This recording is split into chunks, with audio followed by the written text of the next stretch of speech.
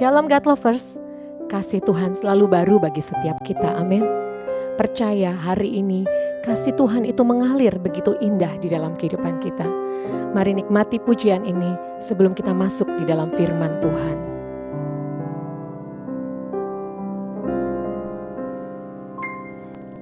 Bapa, besar sungguh kasih setiamu, nyata sungguh perlindunganmu, tak satu kuasa mampu pisahkan aku dari kasih-Mu. Bapa,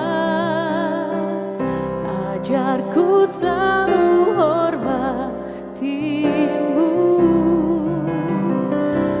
ajarku turut perintah-Mu, berikan ku hati untuk menyembah-Mu dan bersyukur setiap waktu, seperti Bapa sayang anaknya, demikianlah Engkau mengasihiku. Kau jadikan biji matamu, Kau berikan semua yang ada padamu, seperti Bapa sayang anaknya, demikianlah Kau menuntun langkahku. Hari depan indah Kau beri, rancangan-Mu yang terbaik bagiku.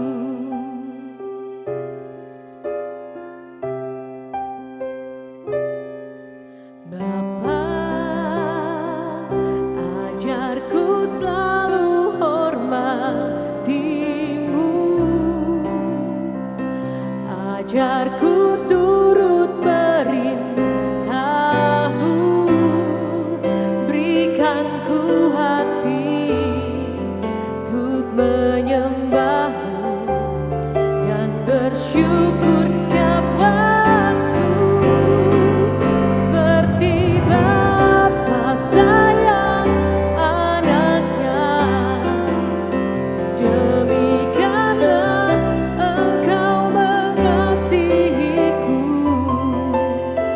Kau jadikan biji matamu, Kau berikan semua yang ada padamu, seperti Bapa sayang anaknya, demikianlah Kau menuntun langkahku.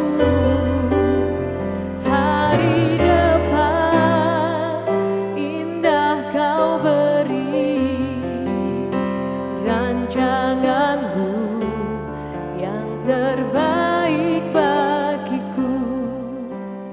Hari depan indah Kau beri, rancangan-Mu yang terbaik bagiku.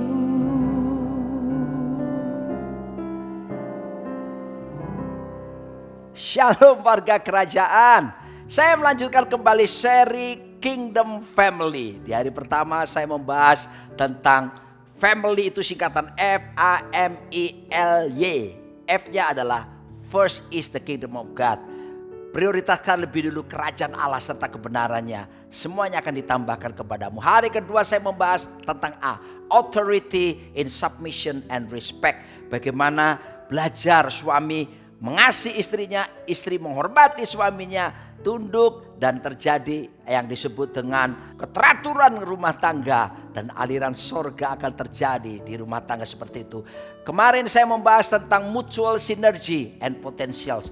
Bagaimana suami istri, anak-anak saling menunjang, mengembangkan kapasitas, karunia, talenta, bakat maksimal. Sehingga menjadi keluarga yang berbuah lebat dan tinggal tetap. Hari ini kita akan bahas tentang intimacy with God. Haleluya. Bagaimana kita menjadikan keluarga kita intim dengan Tuhan. The highest calling from God to mankind. Apa saudaraku? Panggilan tertinggi dari Tuhan kepada kita sebetulnya apa? Panggilan keintiman dengan Tuhan. Jadi bukan sekedar percaya saja kepada Tuhan, tapi mulai memiliki disiplin yang kuat, membangun hubungan intim dengan Tuhan. Sebab intimacy, ada ungkapan berkata, nearness is likeness. Kedekatan itu keserupaan. Kepada siapa kita dekat, menyerupai dia, saudaraku yang dikasihi Tuhan. Kenapa Yudas berpesan kepada imam-imam kepala bahwa orang yang aku cium itu yang harus kamu tangkap. Padahal Yesus setiap hari di bait Allah dan Yesus terkenal, diketahui banyak orang. Ya, kenapa?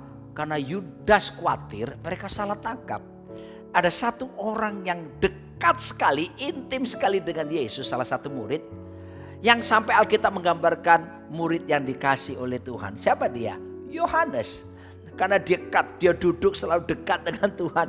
Bahkan dia taruh kepalanya di bahu Tuhan Yesus. Semakin dekat rupanya terjadi pancaran kasih, sinar kemuliaan Kristus terpancar juga dalam kehidupan Yohanes. Ada kemiripan terjadi. Yang paling tahu ya tentu lingkaran dalam hanya 12 murid itu. Siapa bisa mampu membedakan. Makanya Yudas pesan, orang yang aku cium, supaya mereka gak salah tangkap, saudaraku. Saya bersama dengan istri saya sudah membangun keluarga hampir 30 tahun. Seringkali orang kalau ketemu kami, aduh kalian ini kok sama ya. Ya, kelihatannya sama seperti itu. Padahal saudaraku, kami berbeda. Pabrik kami tentunya berbeda, bukan? Ya, loh, kok bisa kelihatan sama? Saya renungkan, iya ya.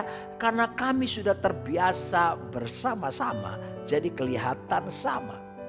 Keintiman dengan Tuhan ketika kita suami istri dimulai dengan membangun intim dengan Tuhan lewat apa? Misalnya bangun mesbah keluarga, saudara. Hampir 30 tahun saya menikah, saudaraku. Sampai tadi pagi sebagai suami, imam, nabi dan raja. Imam mewakili keluarga di hadapan Tuhan. Nabi mewakili Tuhan buat keluarga. Dan sebagai raja artinya menegakkan aturan-aturan kebenaran firman di rumah tangga. Saya selalu pimpin istri dan anak-anak untuk apa? Datang memuji menyembah Tuhan. Sampai tadi pagi saya pimpin istri saya. Karena anak-anak sekarang yang 2 sudah di Amerika, yang 1 sudah lulus dari Amerika dan ada di Bandung kerja di sana. Jadi kami berdua tetap mesbah keluarga.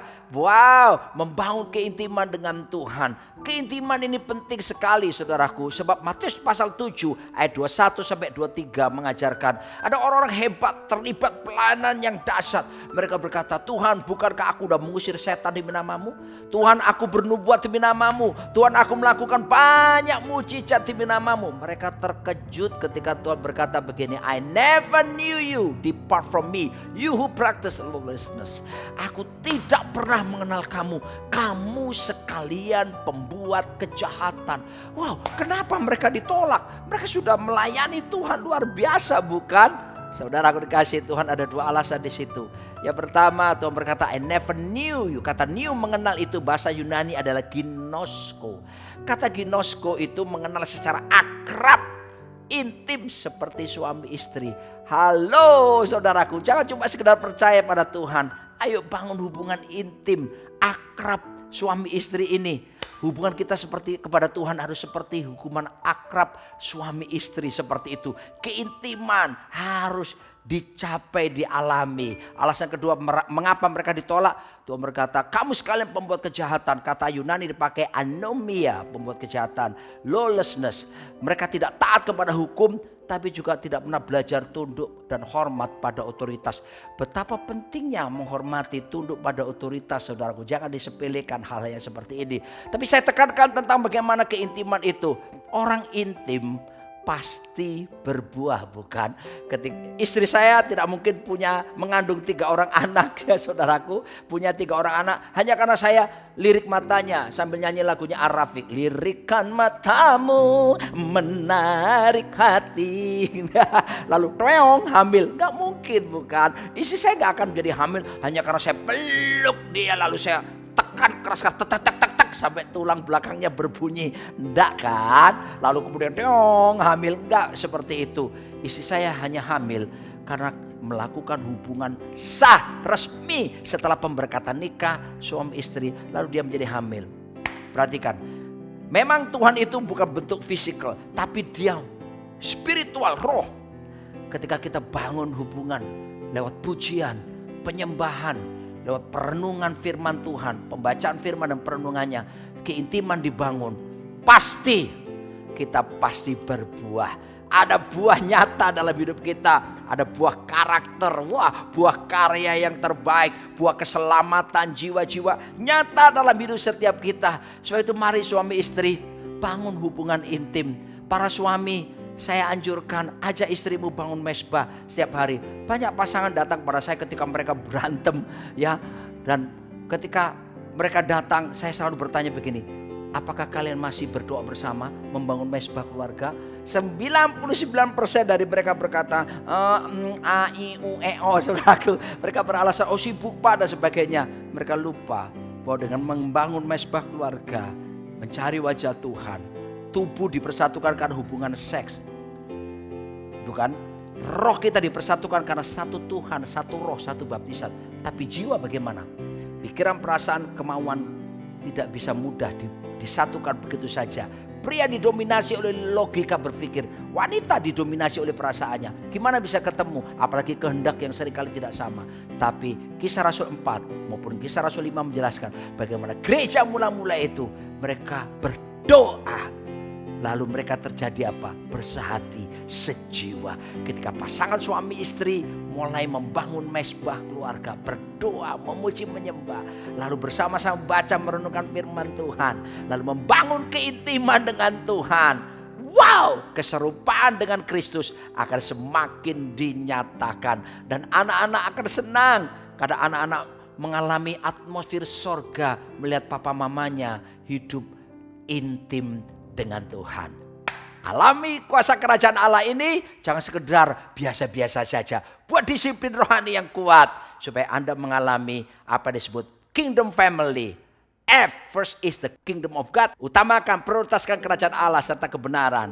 A-nya adalah authority in submission and respect. Hidup dalam otoritas dan tentunya saling menghormati, saling mengasihi suami istri. Dan kemudian M-nya mutual synergy of potentials. Saling bekerja sama, memaksimalkan kapasitas dan potensi bakat karunia.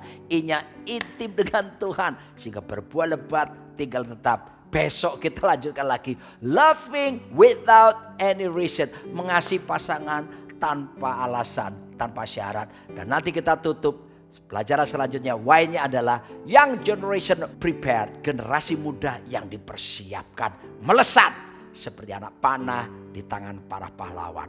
Amin. Doaku di hadapanmu Tuhan, berkati setiap keluarga-keluarga yang ada supaya mereka mengalami kingdom family, kuasa kerajaanmu nyata. Sorga tidak jauh, sorga dialami di rumah tangga setiap mereka. Dan mereka suami istri dan anak-anak membangun hubungan intim terhadap Engkau, kepada Engkau Tuhan. Memprioritaskan Engkau, mereka mengalami sorga, hidup mereka berbuah lebat dan tinggal tetap. Dalam nama Yesus. Amin. Besok kita lanjutkan lagi. Dan jangan lupa like, subscribe, dan share kepada saudara-saudara kita yang lainnya. Amin.